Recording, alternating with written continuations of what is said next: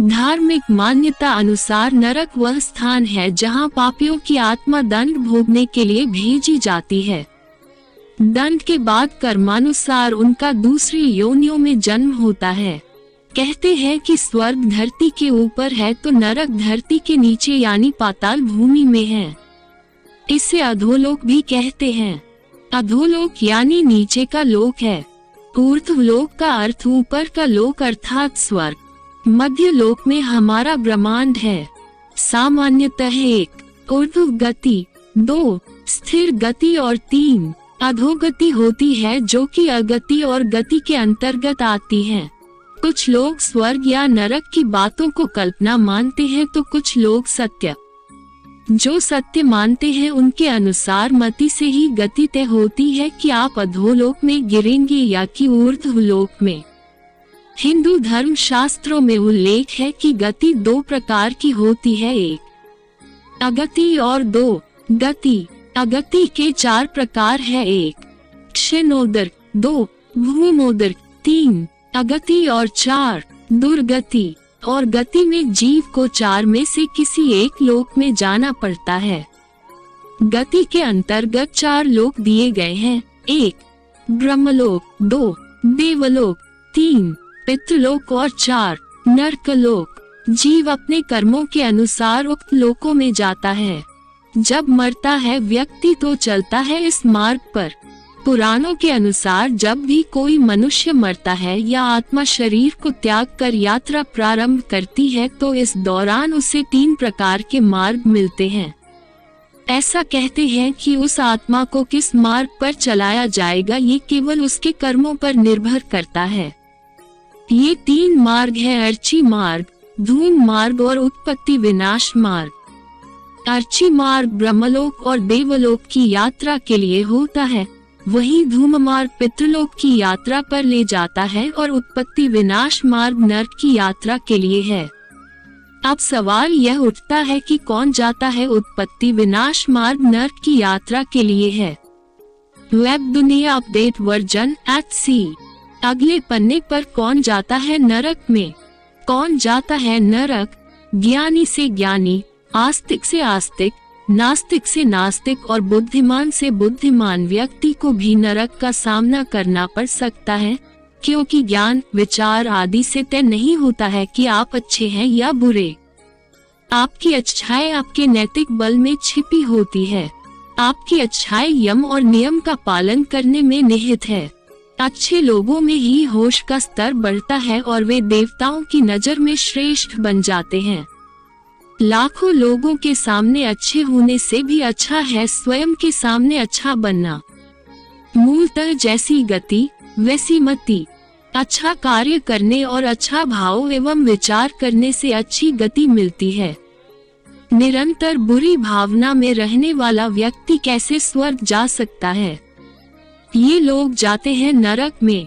धर्म, देवता और पितरों का अपमान करने वाले, तामसिक भोजन करने वाले, पापी, मूर्छित, क्रोधी, कामी और अधोगामी गति के व्यक्ति नरकों में जाते हैं।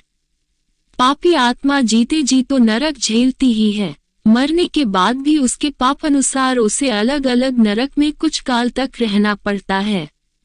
निरंतर क्रोध में रहना, कलह करना, सदा दूसरों को धोखा देने का सोचते रहना, शराब पीना, मांस भक्षण करना, दूसरों की स्वतंत्रता का हनन करना और पाप करने के बारे में सोचते रहने से व्यक्ति का चित्त खराब होकर नीचे के लोक में गति करने लगता है और मरने के बाद वह स्वतः ही नरक में गिर जाता है।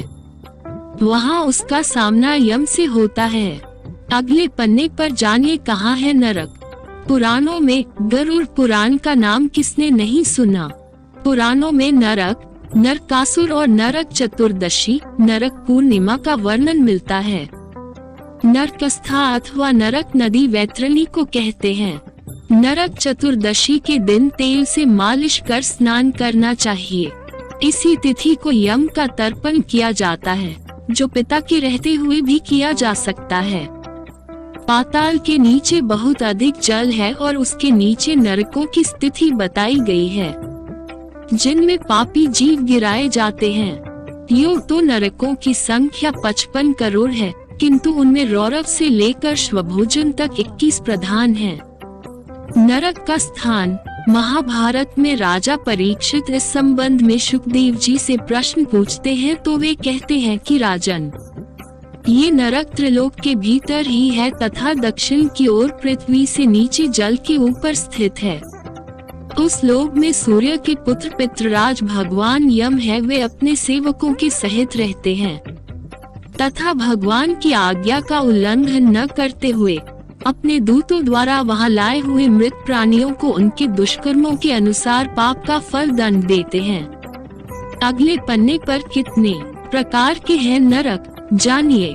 श्रीमद्भागवत और मनुस्मृति के अनुसार नरकों के नाम: 1 तामिस्त्र, 2 अंधसिस्त्र, 3 रोवर, 4 महारोवर, 5 कुंभीपाक, 6 कालसूत्र, 7 आसिपमवन, 8 सकुरमुख, 9 अंधकूप, 10 मिभोजन, 11 संदेश, 12 तप्तसूर्मी, 13 वज्रकंठ कशलमली, 14 वैत्रणी, 15 कुयोद, 16 प्राणारोध, 17 विश्वसन, 18 लाल भक्ष, 19 सारमेयादन, 20 अवीची और 21 अय्यक पान। इसके अलावा 22 शर्करदम, 23 रक्षोवन भोजन, 24 शूल प्रोत, 25 दंडशूक, 26 अवनिरोधन, 27 पर्यावर्तन और 28 सूचीमुख। ये 7, 22 से 28 मिलाकर कुल 28 तरह के नरक माने गए हैं जो सभी धरती पर ही बताए जाते हैं। हालांकि कुछ पुराणों में इनकी संख्या 36 तक है। इनके अलावा वायु पुराण और विष्णु पुराण में भी कई नरक कुंडों के नाम लिखे हैं, वसा कुंड, तप्त कुंड, सर्प कुंड और चक्र कुंड आदि। इन नरक कुंडों की संख्या 86 है। इनमें से 7 नरक पृथ्वी के नीचे हैं और बाकी लोक के परे माने गए हैं। उनके नाम है रौरव, शीतस्तक, कालसूत्र, अप्रतिष्ठ, अवीची, लोकपृष्ठ और अविधेय हैं। हालांकि नरकों की संख्या 55 करोड़ है, किंतु उनमें रौरव से लेकर श्वभोजन तक 21 प्रधान माने गए हैं। उनके नाम इस प्रकार हैं: रौरव, शुक, रौग, ताल, विश्वसन, महाज्वाल, तप्तकुंभ, लवण, विमोहक, रुद्रांध, वैत्रणी, कृमिश, कृमि भोजन, असिपत्रवन, कृष्ण, भयंकर, लाल भाक्ष, पापमय, कुइमह, वहिज्वाल, अधाशिरा, संदर्श, कालसूत्र, तमोमय, अविची, श्वभोजन और प्रतिभा शून्य अपर अवीची तथा ऐसे ही और भी भयंकर नरक हैं। वेब दुनिया अपडेट वर्जन @C। क्या सचमुच नरक या स्वर्ग होते हैं? कौन जाता है नरक के द्वार? कुछ लोग कहते हैं कि स्वर्ग या नरक हमारे भीतर ही है।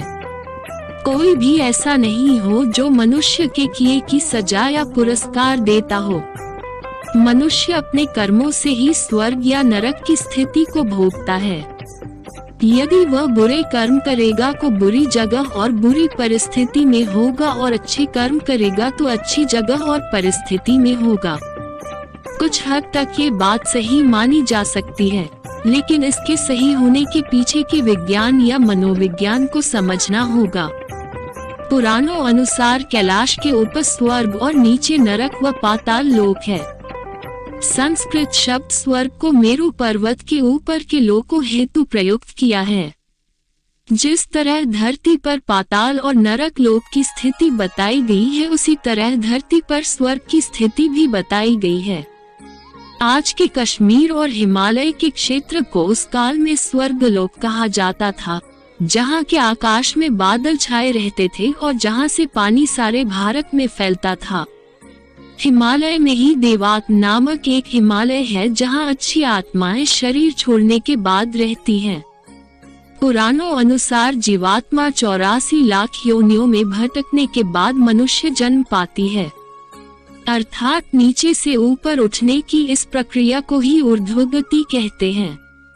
यदि मनुष्य अपने पाप कर्मों के द्वारा फिर से नीचे गिरने लगता है तो उसे अधोगति कहते हैं। अधोगति में गिरना ही नरक में गिरना होता है। जिस तरह हमारे शरीर जब रात्रि में अचेत होकर सो जाता है तब हम हर तरह के स्वप्न देखते हैं। यदि हम लगातार बुरे स्वप्न देख रहे हैं तो यह नरक की ही स्थिति है। यह मरने के बाद अधोगति में गिरने का संकेत ही है। वर्तमान में 84 लाख योनियों से भी कहीं अधिक योनियां हो गई होगी। हालांकि पुरानी गणना अनुसार निम्नलिखित 84 लाख योनियां थी। इस आप संख्या में न लेकर प्रकार में लें। अगले पन्ने पर किस नरक में कौन जाता है। बहुत से ऐसे लोग हैं जिन्होंने मनमाने यज्ञ कर्म, त्योहार, उपवास और पूजा पाठ का आविष्कार कर लिया है तथा जो मनगढ़ंत तांत्रिक कर्म भी करते हैं। ऐसे दूषित भावना से तथा शास्त्र विधि के विपरीत यज्ञ आदि कर्म करने वाले पुरुष क्रमश नरक में गिराए जाते हैं।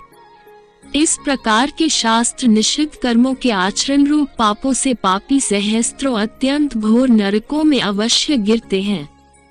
बहुत से मनुष्य भोजन करते व्यक्त किसी का स्मरण नहीं करते और भोजन के नियमों को नहीं मानते। इसका उनके जीवन पर प्रभाव पड़ता है। पुराणों में कहा गया है कि जो देवताओं तथा पितरों का भाग उन्हें अर्पण किए बिना ही अथवा उन्हें अर्पण करने से पहले ही भोजन कर लेता है, वह लालभाक्ष नामक नरक में यमदूतों द्वारा गिराया जाता है। पुराणों अनुसार झूठी गवाही देने वाला मनुष्य रौरव नरक में पड़ता है। गो और सन्यासियों को कहीं बंद करके रोक रखने वाला पापी रोध नरक में जाता है। मदिरा पीने वाला शूकर नरक में और नर हत्या करने वाला ताल नरक में गिर जाता है। गुरु पत्नी के साथ व्यभिचार करने वाला पुरुष तब तक कुंभ नामक नरक में तड़प पाया जाता है। जो अपने भक्त की हत्या करता है उसे तप्तलोह नरक में तपाया जाता है। गुरुजनों का अपमान करने वाला पापी महाज्वाल नरक में डाला जाता है। गरुड़ पुराण अनुसार वेद शास्त्रों का अपमान करने और उन्हें नष्ट करने वाला लवण नामक नरक में गलाया जाता है। धर्म मर्यादा का उल्लंघन करने वाला विमोहक नरक में जाता है। देवताओं से द्वेष रखने वाला मनुष्य कृमि भक्ष नरक में जाता है। आजकल लोग ज्यादा छली हो गए हैं। सब जीवों से व्यर्थ बैर रखने वाला तथा छल पूर्वक अस्त्र शस्त्र का निर्माण करने वाला विश्वसन नरक में गिराया जाता है। असत प्रतिग्रह ग्रहण करने वाला अधोमुख नरक में और अकेले ही मिष्ठान ग्रहण करने वाला पोएवह नरक में पड़ता है। बहुत से लोग जानवरों को पालकर उनके बल पर अपना जीवन यापन करते हैं। आजकल मुर्गों और कुत्तों को बेचने और पालने का व्यापार भी चल रहा है। बकरा, मुर्गा, कुत्ता, बिल्ली तथा पक्षियों को जीविका के लिए पालने वाला मनुष्य भी पोएवह नरक में पड़ता है। बहुत से लोग दूसरों के प्रति बैर भाव रखते हैं और उनका अहित करने की ही सोचते रहते हैं। पुराणों में कहा गया है कि दूसरों के घर, खेत, घास और अनाज में आग लगाता है, वह रुधिरांध नरक में डाला जाता है। ज्योतिषी विद्या का आजकल ज्यादा प्रचलन है। झूठ बोलकर धंधा करने वाले ज्योतिषियों की तो भरमार हो चली है। पुराणों अनुसार नक्षत्र विद्या तथा नट एवं मल्लों की वृत्ति से जीविका चलाने वाला मनुष्य वैतरणी नामक नरक में जाता है। धन, ताकत और जवानी में अंधे और उन्मुक्त होकर दूसरों के धन का अपहरण करने वाले पापी को कृष्ण अंधकार नामक नरक में गिराया जाता है। पूरे विश्व में पर्यावरण को नुकसान पहुंचाया जा रहा है। बहुत तेजी से वृक्षों को काटा जा रहा है। पुराणों अनुसार वृक्षों को काटने वाला मनुष्य असिपत्रवन में जाता है।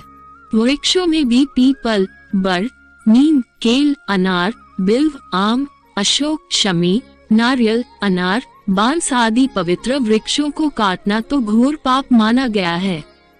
इसके अलावा जो कपटवृत्ति से जीविका चलाते हैं वे सब लोग बहिज्वाल नामक नरक में गिराए जाते हैं।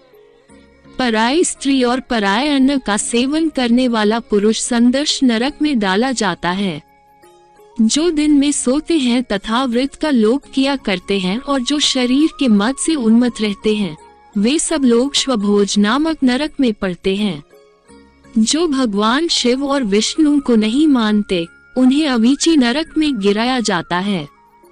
दरअसल मनुष्य अपने कर्मों से ही उक्त नरकों में गिर जाते हैं। जैसी मति वैसी गति, जैसी गति वैसा नरक। नरकों से छुटकारा पाने के लिए विद्वान लोग वेदों का पालन करने की सलाह देते हैं। वेद पठन, प्रार्थना और ध्यान से ही नरकों से बचा जा सकता है।